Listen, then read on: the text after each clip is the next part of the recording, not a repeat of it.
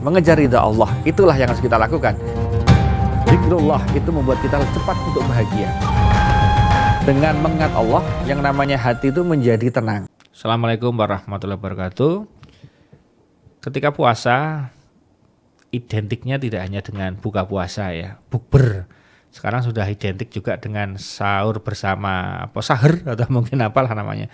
Kalau bukber kan buka bersama, ini apa mungkin hurber atau sahur bersama, ya terserah namanya apa.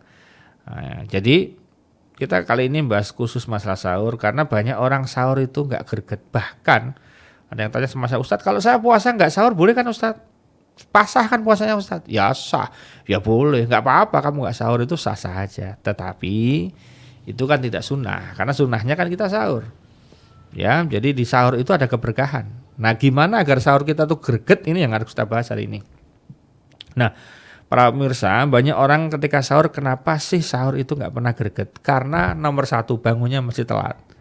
Kalau bangunnya terlambat, mepet, pasti nggak greget sahurnya, karena dia tergesa-gesa, menunya nggak bisa milih, dia kemudian nggak menikmati sahurnya, bahkan terkesan, wah keburu nanti imsak, walaupun imsak itu masih boleh sebetulnya, keburu nanti azan gitu kan. Jadi dia kebayang toh, namanya orang makan tapi kemurungsung, nggak enak toh.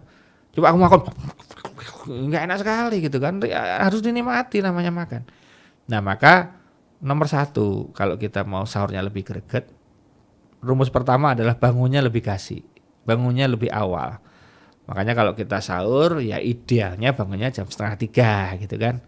Jam 2 ya boleh, tapi 2:30 itu oke lah kita bangun sambil kita manas-manasin, sambil kita juga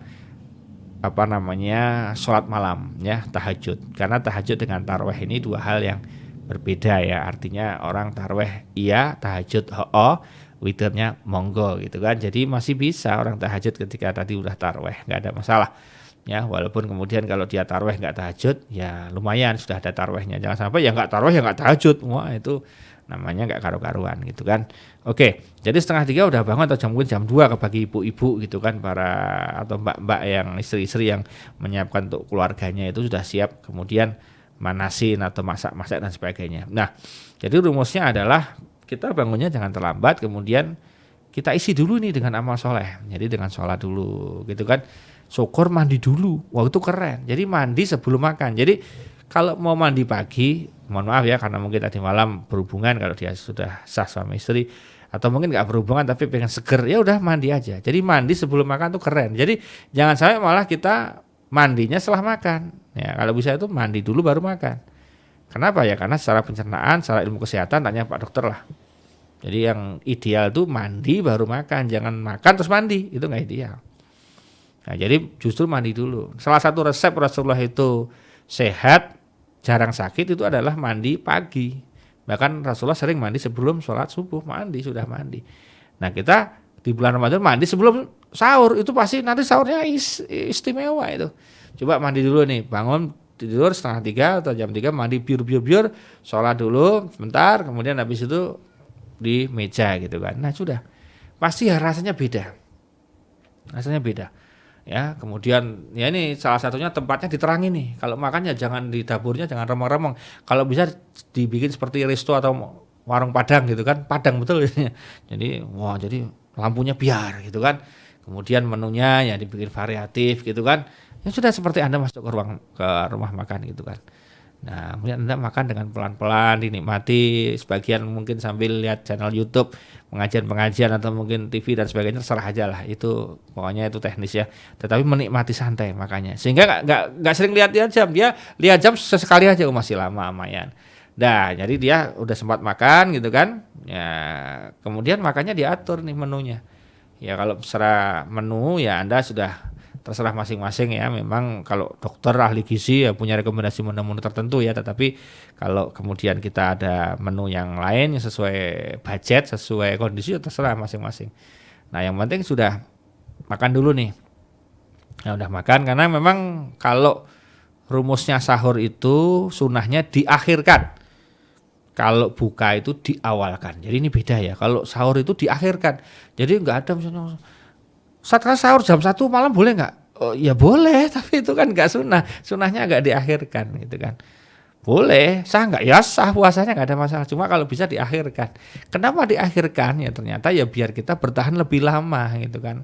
Karena kalau kita sahurnya jam 12 malam ya pagi udah lapar lagi. Kita sahurnya itu di pagi hari menjelang mepet dengan subuh itu insya Allah nanti bisa bertahan lebih lama. Allah sudah ngitung gitu kan.